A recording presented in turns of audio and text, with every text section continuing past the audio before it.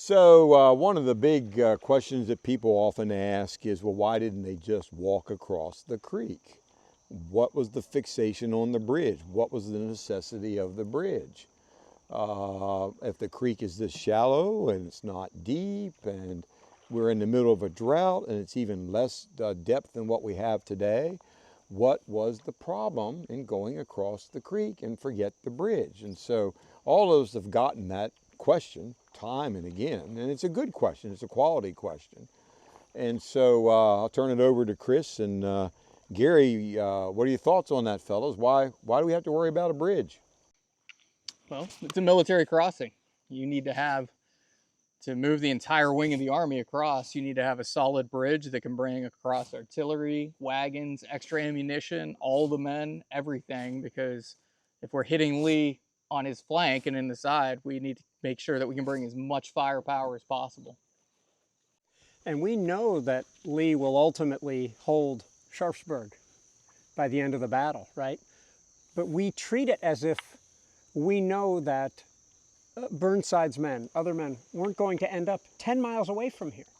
So we sort of think, well, oh, he could have just brought his infantry over and then gotten the artillery the next day or whenever, not knowing where the battle might even lead. They could have been fighting, at Shepherdstown, the same day or the next day after this battle. So to reinforce Kris's point, not only do you need a place where people who can't swim, as we've discussed, can safely cross, but to get everything else you need to fight a battle against a strong adversary, you eventually need a good road to get there, and you need good river crossings to really keep your army moving.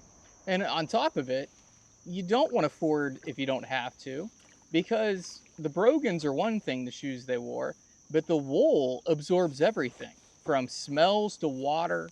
Once you start getting your wool wet, it's going to shrink. It's going to make it heavy.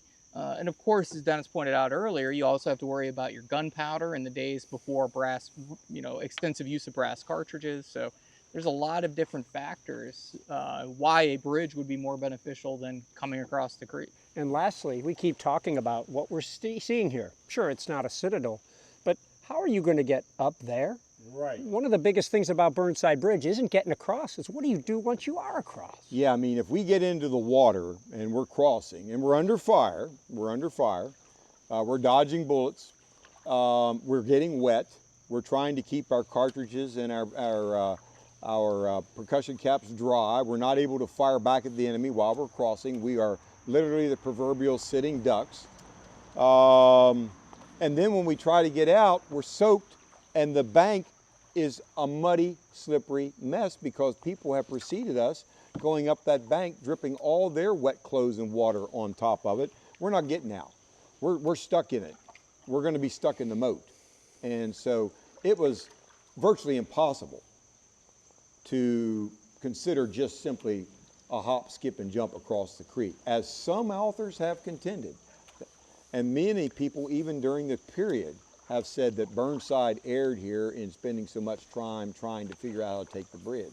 Let's stop here for a second and turn around. I want to show you all something. So what you see here is a modern bridge right above the Burnside Bridge. And this bridge is today what carries Burnside Bridge Road. This bridge was installed in 1964 during the Civil War Centennial as a bypass around the Burnside Bridge. Up until 1964, vehicular traffic crossed the bridge.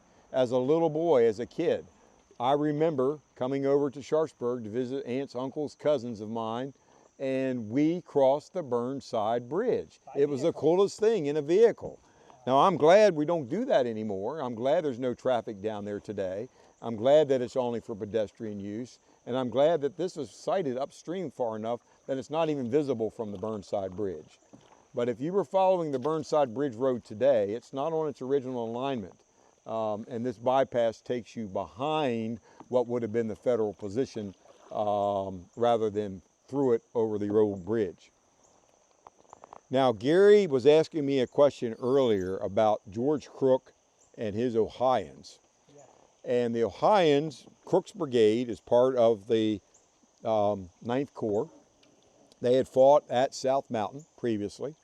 And when Burnside finally got orders to assault this position, the first maneuver was General Crook's brigade. This is where he tried to cross, right here, Gary. This is it, right here. Yeah, see the natural drop in the creek? I do. And then also look over here to your right. You can, it's not steep. There's a lot of vegetation over here, but if we were here in the wintertime, we'd be able to see that we could climb through here. That's why that bridge is there, because that's a ravine that goes up by the Sherrick House. That is a natural ravine. So this is where Crook attempted to cross to try to outflank the Confederates at the Burnside Bridge. We are above the bridge right now. This was the first maneuver that morning. Once he made his attempt, Burnside did, to take the position. He was going to go around the bridge. He was going to do it through going upstream and crossing at this point. He doesn't succeed because the Confederates are defending this position. Crook cannot cross here. But this is the ford that Crook intended to use above the bridge. All right. Okay, paddle, paddle, paddle, paddle, paddle. Supposedly, some of the Ohio troops just walked keep across. Paddling. Oh, actually, stop. Let's stop. Let's turn her around.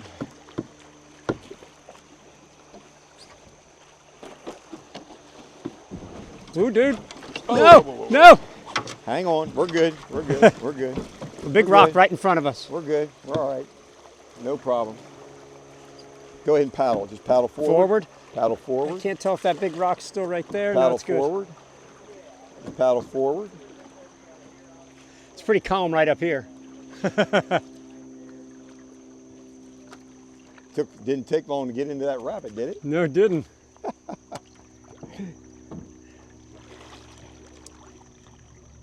So just for people watching, so there are multiple attacks on the Burnside Bridge. There's Right. sort of the 10 a.m. attempt, the noon sort of non-attempt, and the 1 o'clock attempt. You want to summarize those then? Well, I'm going to even argue that the 10 o'clock attempt was not so much an attack as it was a delay.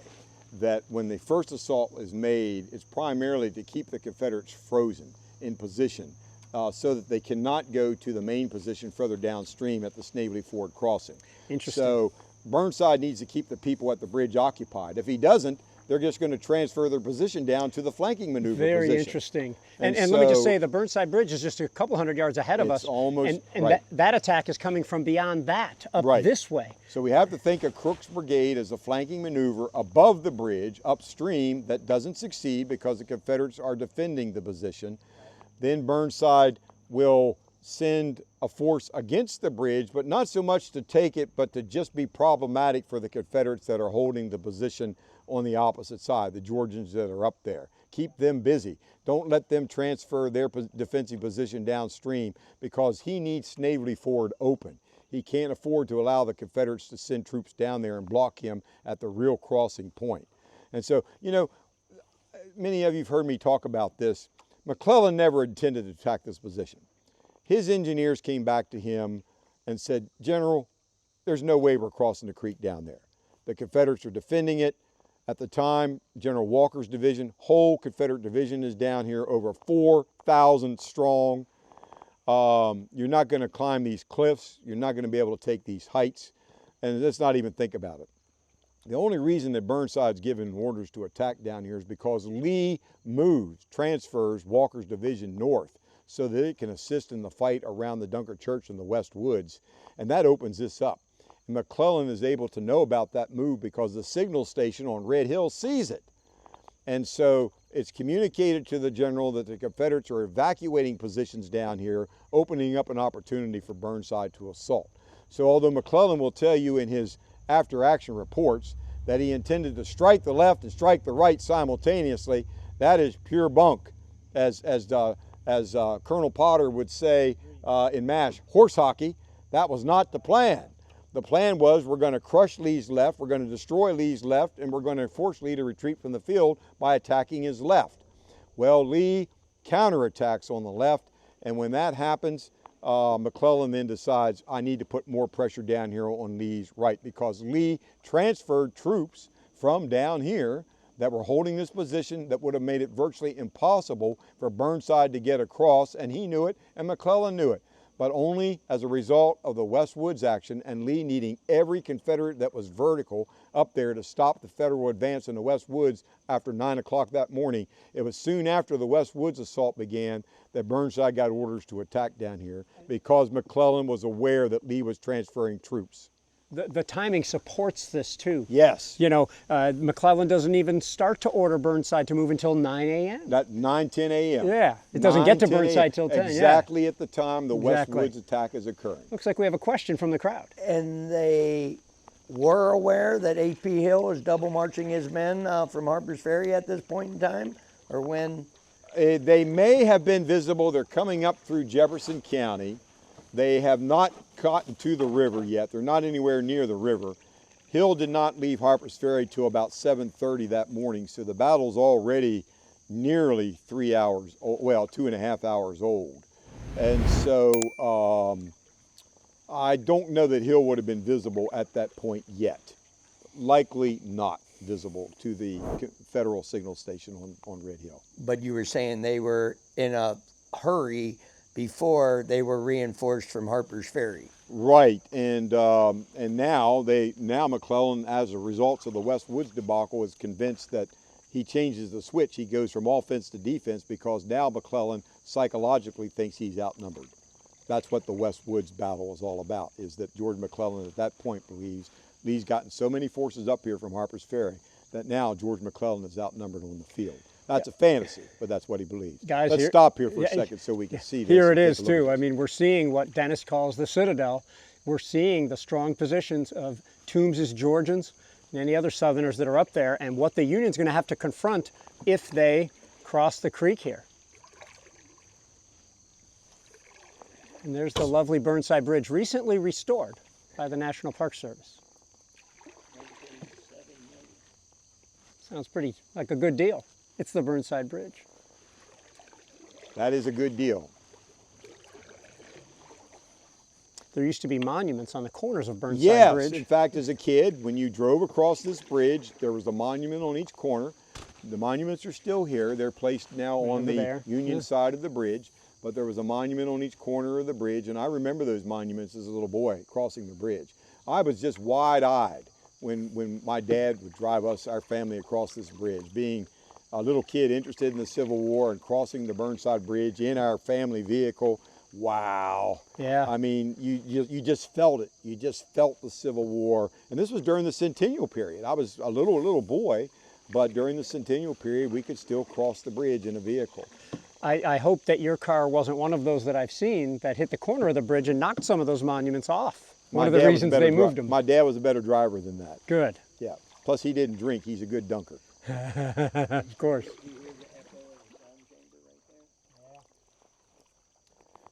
And so as we pause here, we are, just to give everyone a sense of depth, we are about 100 yards above the bridge, about 100 yards above the bridge.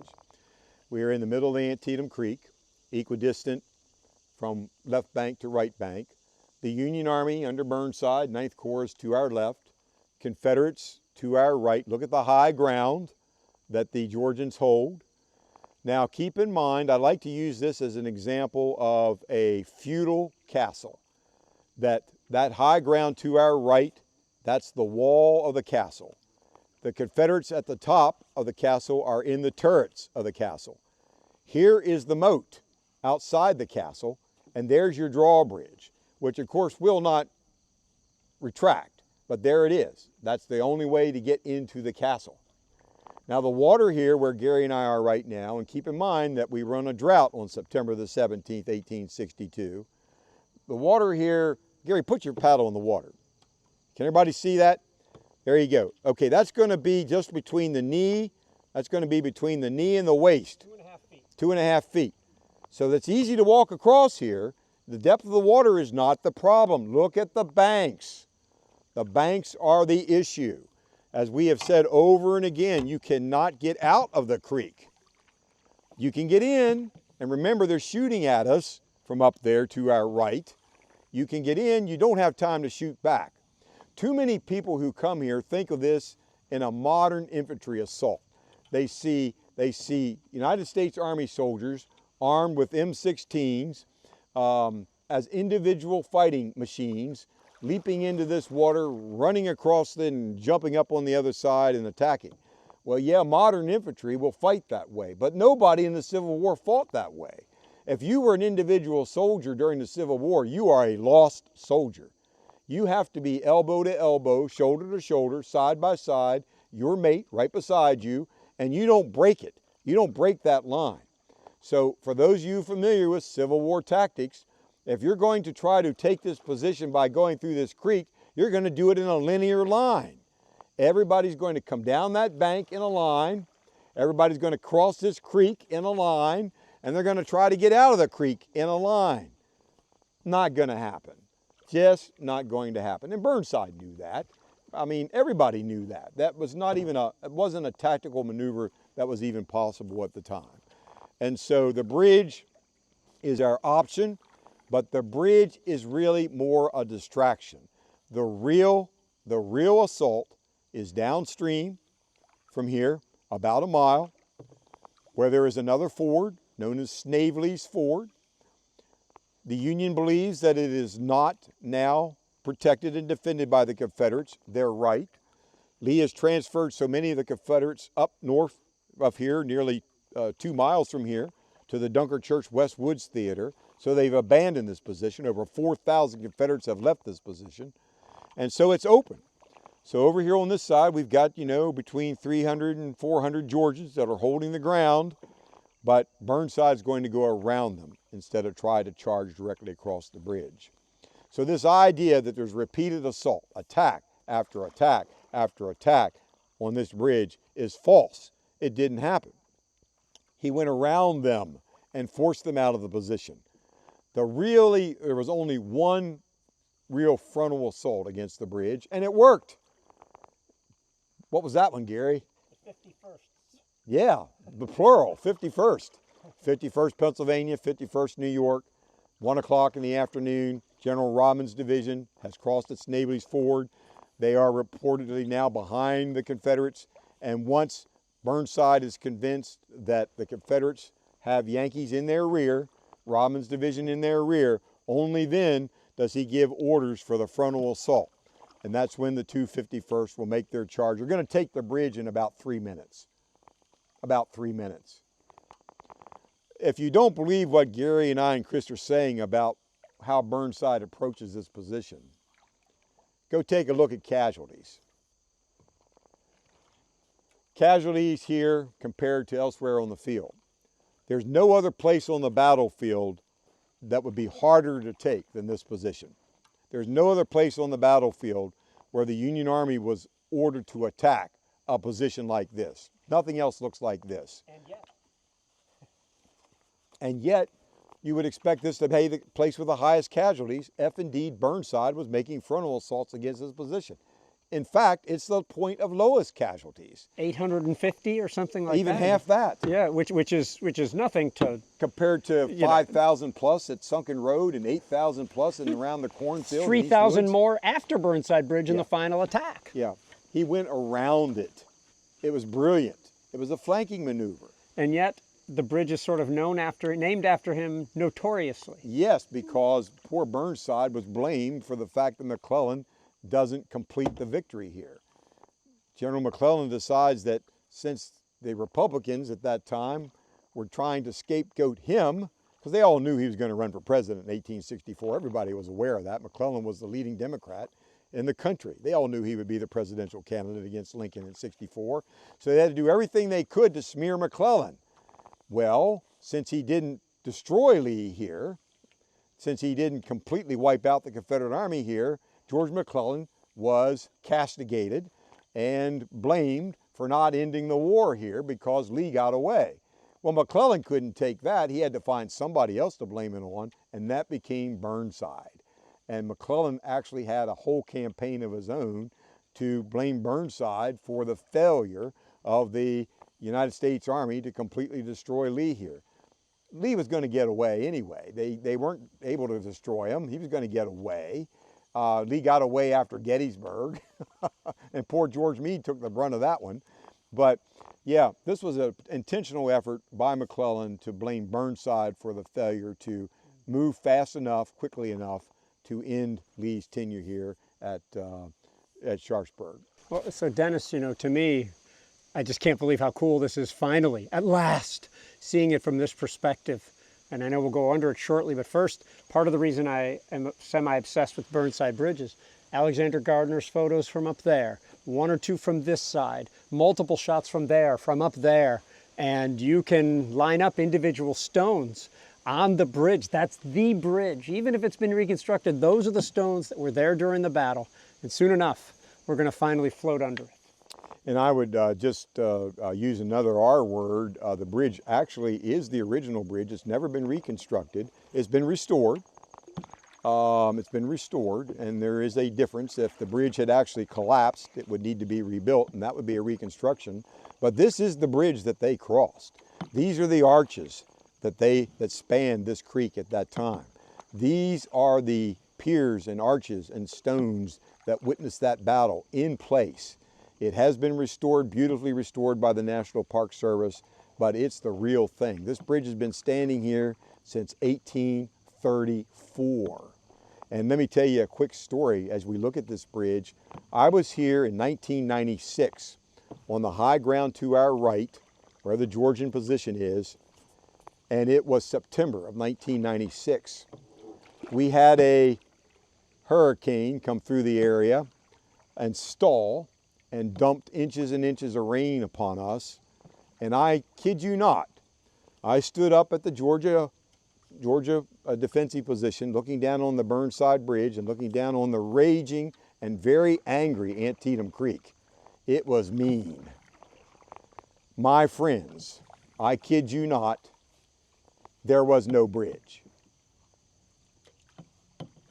The water was so high, not a single stone of this bridge was visible. Tropical Storm Fran. Tropical 1996 Storm Fran, was the year Harpers September Ferry flooded twice. 1996. Yes. I remember. And it actually frightened me because I thought, it's gone. Finally, a storm took out the bridge. After all these years and all these floods, it no longer could withstand the Antietam Creek. I came back 2 days later. Here she is. The civil engineering here is marvelous, not only with regard to the arches, but look at those triangular piers. You know what, those buttresses. The purpose of those buttresses is to literally divert the water off the bridge. When the water hits those buttresses, it's deflected left and right, left and right, left and right. It takes water pressure off the bridge itself. So brilliantly designed and made to last. The real thing. Every time I do this, I like to not say a word. I know that's going to be hard for all of us to do as historians and interpreters. Especially two of us. But I think we can exercise some self-discipline, and let's just experience the moment. Let's experience the sight, the sound of this moment, and let's ask those of us who are floating with us through the cameras to consider what this place means. What is the meaning of this place? Why are we here? Why is it worthy of preservation? What happens here that is really important? And why should we care? Why should we care at all? What does it mean? And I'd like for everybody to think about that, because we're going to do this in silence. And you can do your best thinking in silence.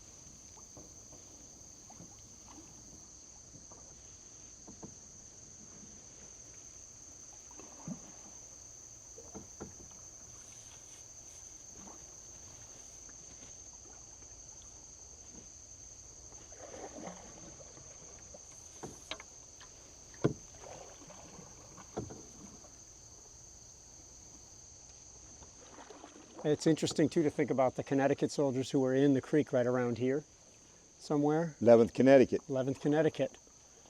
You know, who were suffering so terribly from right above, from the pits that were made to create the bridge. Yes, the limestone excavations. Yeah. So, and you know, again, seeing the steep side that I've seen so many times from that side and this, it's a little different, to be sure. How's your perspective different from the creek versus being up on the bridge? Well, it's just they're simply where they were, like, you know, or what you would have had to cross to do what everybody seems to say would have been super easy. Just go right across the creek. And I've never agreed with that, mainly because of this. Mm-hmm. Yeah, look at how steep that slope is. Like I said, that's the side of the castle. That is the side of the castle. Yeah. And when I've gone up that, it's been at a easier spot and without their shoes, their pack, their gun, you know, and it's still a challenge. It's really, really profound, something I don't use lightly. I would propose that this is deeper than it was during the battle, in part because of what we're going to see up there. Yes, yes, it is deeper, and it's still, the water is much more still. And this is because we have a dam that is downriver from the bridge, about, it's close to maybe 500 feet downstream. There's a low dam that was placed here as a water flow dam. Long after the war, like 70 years after the war. And it's used to measure the flow of the creek, and it's still in use today. They want to know what water flow is, and there's thousands of these across the country at these kinds of tributaries of major rivers. But yes, as a result, it's backed it up. And so the creek here is much deeper than it would have been historically, much deeper, and even up beyond the bridge. But if anybody listening gets anything from today, it's maybe don't focus so much on the depth, but rather on the banks and the other logistics. Banks. Exactly. And of course, there was less vegetation on Battle Day. As Gardner photographs, we know there was much less vegetation, so the Confederates have a much better viewpoint. But it's interesting, Gary, and this is a little bit of downstream that we've gone, and we're now about maybe 300 feet downstream from the bridge. We're starting to run out of Confederates already.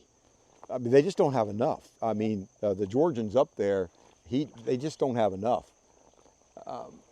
And this is a good angle of the bridge. Look at this. Yeah.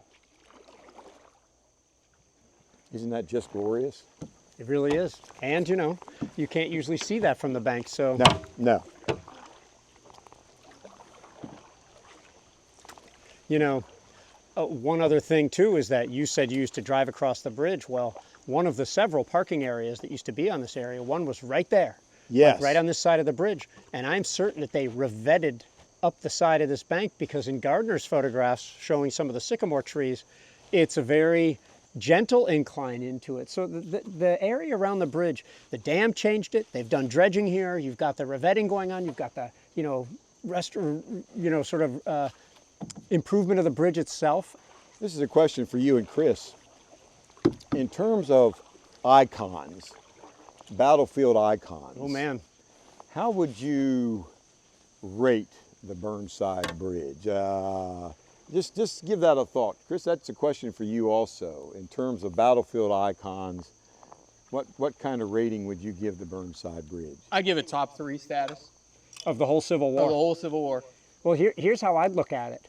Antietam might have more icons than any other place. Between the Dunker Church, the Sunken Road or Bloody Lane, and the Burnside Bridge, to say nothing of the Hagerstown Pike and the cornfield. Like, you might have more icons here than anywhere else. And I say this as a Gettysburg enthusiast. But the Burnside Bridge is ahead of the Dunker Church to me even. It's number 1 at Antietam, and that has to place it in the top 5. If not, like Kris said, the top 3. What's ahead of it? The Evergreen Gatehouse at, the stone at Gettysburg, the stone wall at the base of Marie's Heights at Fredericksburg. There's just not that many places. The Hornet's Nest at Shiloh. There's just not that many. There it is, well known as that exceedingly cool structure. Many we're happy people to be able to who bring came into Fredericksburg when I worked there called Burnside an idiot, and most of it tied back to the bridge before they even knew the story of Fredericksburg. Wow. And if I had a quarter for every time someone came in to say that to me, we would own more of the battlefield here. Yeah, Burnside's reputation is here, which is a bad reputation here. Again, McClellan intentionally does this to try to resurrect his own reputation, blame it on Burnside, scapegoat Burnside. That way, McClellan says, I will not be the scapegoat, not my fault. And so when Burnside loses badly at Fredericksburg, and of course we do have the attack after attack after attack at Maurice Heights, simply because he was trying to conduct a flanking maneuver that he was waiting to succeed. The Burnside gets the bad reputation, of course, and McClellan continues to pile on. And so then it gets reflected, it gets pushed into this position that he must have done the same thing in Antietam, that he must have done that exact same tactic of just bam, bam, bam, bam at Antietam that he did at Fredericksburg and Maurice Heights. Didn't happen. Precisely, because he's at Fredericksburg waiting for bridges to arrive because there's not a bridge. He's dealing with another body of water, and he's dealing with politics. And it's all the same things here, with the exception of there is an existing bridge. Everything else is still at play. We have a body of water. We have inter-war and inter-army politics playing. And it dooms him, because before this, everyone thinks of Burnside as an aggressive commander who fought well on the North Carolina coast. He fought at First Manassas. Good heavens, President Lincoln offered him command of the Army of Potomac twice. Exactly. Twice. Yeah. And he's not, you know, and after Fredericksburg, and believe me, that's a big muck up on his part. He manfully, unlike George McClellan, takes it on the chin. Even though he wants to go after Joe Hooker and others, he's going to take it on the chin and say, it was my fault. It was my plan, poorly executed.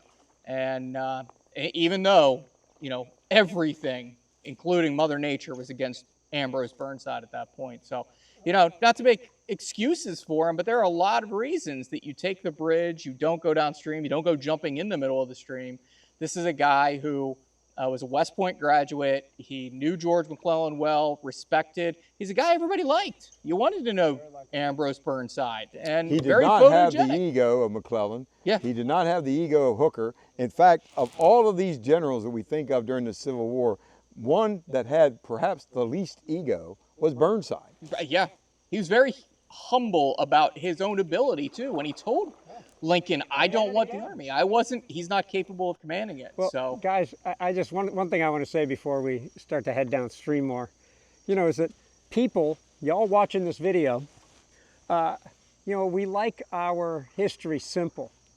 We like Burnside to be one thing. We like McClellan to be one thing. We want Lee to be one thing.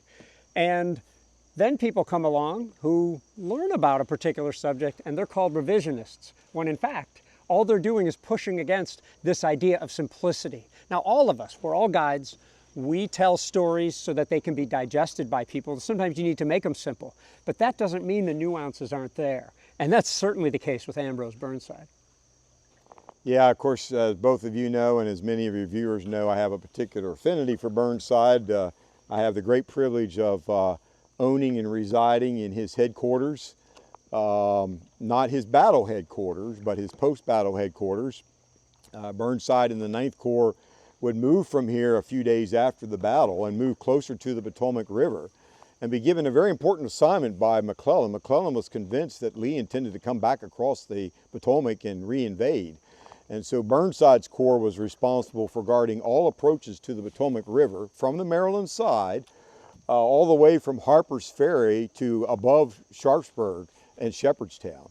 And so quite a responsibility that he was given, and he happened to be headquartered at the home that I reside in today. And Super cool. It's just really neat to know that General Burnside was there making important decisions after the decisions he was making here. And anybody watching should know that you can just drop by any time of the night. Dennis is ready. Okay, Jerry, straight ahead into the tree, buddy. Straight ahead Dennis into is the ready tree. to have you as a guest. Uh-oh, we're supposed to go over there. Okay, it looks yeah, like. because we're going to get a little lesson on the dam. Okay, good. All right. If you don't paddle down here, you'll be swimming down here. So I go from a moment of silence to a moment of noise. I teach my kids the river yell, which is a yee and a haw. And I've noticed that the people that don't yeehaw tend to flip. So you need a yeehaw attitude to get over this upright. You need a yeehaw attitude in life. And we're going to launch with a yeehaw attitude. All right. So paddle, enjoy, and yeehaw. All right. And so we're going to go down and set safety. All right. So we'll be down there ready to pick up the pieces. The gauging station is right here on the left. I clean it off periodically. And I love looking at the gauge and matching the 2.4 I saw online this morning with where it's at. I could tell it's slightly dropping because of the water there. And now I'm going to start getting my momentum together. I'm looking at the water below the horizon line. I'm getting my momentum. I'm aiming for that wave, and we're going to glide right over. Yay! And then we're going to set safety here. So I'm going to eddy up here. And then we're going to get them coming over. It looks worse from shore.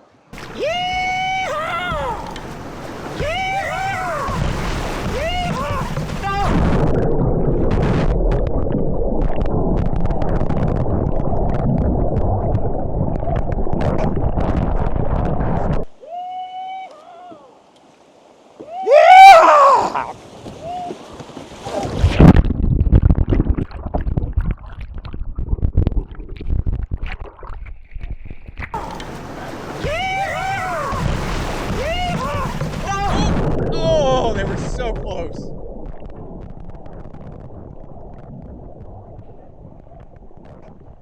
All right, so we're going to grab his hat and that paddle. Okay.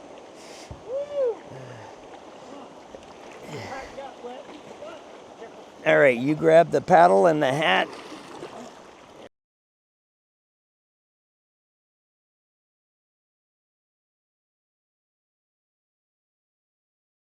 Look around. This Second thing. Because it might be flooding into these shallow areas and these rocks. So walk up We lost this one of the edge cameras. right here. No.